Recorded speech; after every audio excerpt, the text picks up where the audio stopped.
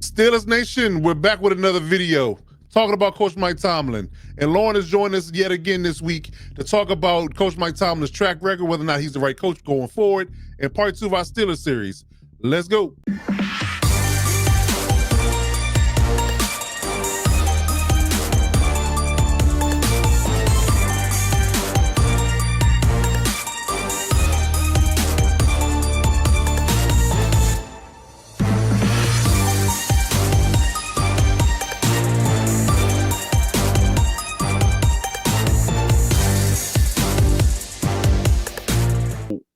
When it comes down to head coaches, you always have to talk about their successes and their failures. So the narrative is going around about Coach Tomlin at this point, whether, some fans are calling for his resignation. Some fans are saying that we want to trade him. There's a lot of things permeate around him. Yeah. And coupled with the fact that we look back on the fact that although he does not have a losing record, since he's been the head coach, I want to argue. Yeah. He gets in the playoffs and seemingly in the last 6 or 7 years has not won a playoff game. I think dating back to 2016, he has not actually won a playoff game. So, with that narrative, how do you feel about that going forward? Like, do you think that, that there is talking internally that, it may need to make a change or something, or how do you feel about this particular narrative? Well, in terms of coaching changes, I think the Steelers, we're not a team by any means that goes through the coaching carousel. No, we've never been that way. And, I really think that if it were to be a situation where a change was going to happen, it would have to be both parties mutually agreeing. I feel like it would have to be Mike Tomlin going to ownership saying, you know what, I've done everything that I can do, and I just don't know that I can do anymore. I feel like it would be a situation like that for the Rooneys to make a change. Now, with that said, I've got to put a ton of accountability on Mike Tomlin for how the season ended, and I love Mike Tomlin. He's definitely a Hall of Fame coach at the end of the day, but I don't understand why the word salads that we get in his press conferences is not consistent with how the players ultimately ended up playing. All the hype, you would see like video of them at practice. Like, it looked like they were gelling. It looked like, things were going to turn around, and they get out there on game day, and it was just absolutely more of the same. And it's frustrating to me as well, because like at the end of the Ravens loss, you heard Pat Freiermuth and you heard other players, just speaking very highly of Mike Tomlin and just talking about how great of a coach he is. And, I don't know. I obviously I never played football being a female.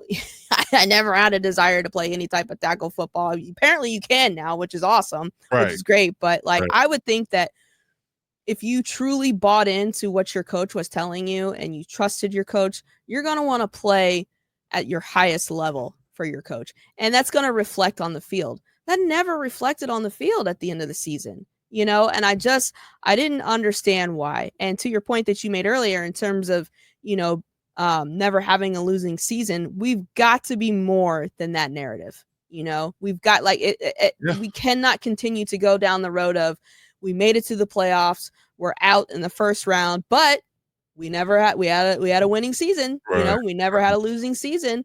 So at the end of the day, if you're not winning playoff games, like, none of that matters. And again, I just feel like what we saw on the field was not indicative to the communication that was relayed to the media by him, and I understand he's gonna be, he's not gonna open the den, right? He's obviously going to be very selective in how he delivers his messages. But I think because we continue to see the results that we see on the field, people are tired of it.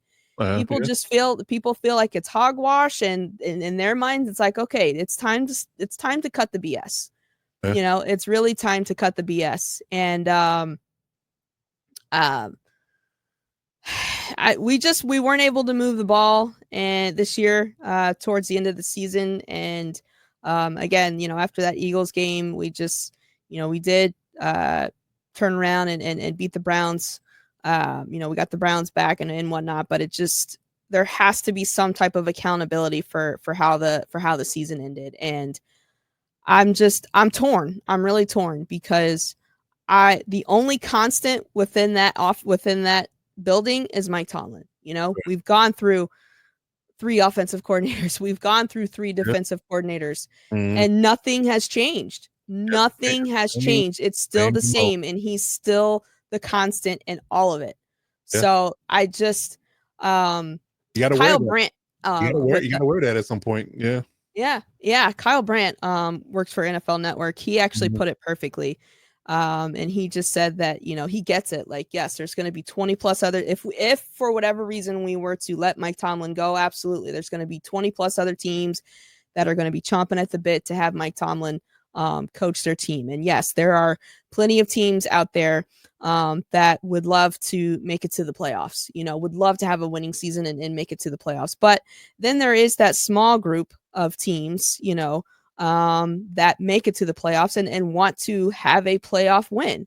And not only are we part of that small group, but we're the president of that group, you know. And I like that. you know, people say, "Oh, you're spoiled.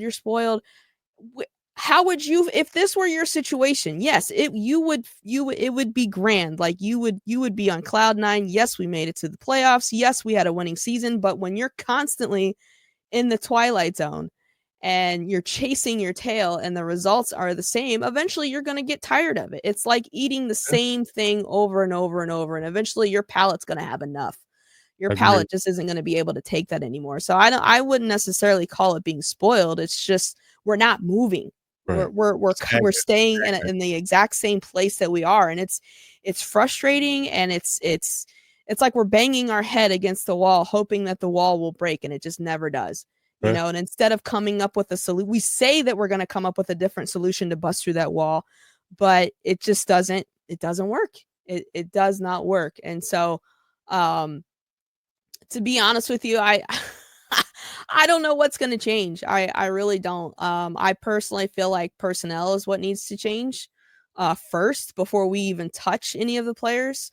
But you know, the Steelers just have a very old school way of doing things. Like it almost feels like from a personnel standpoint, they're still, and I think we talked about this the last time I was on, it just feels like they're stuck in the early 2000s, you know, and I feel like too, even though Tomlin is very well spoken, and very articulate in his messaging, I feel like he's hard-headed.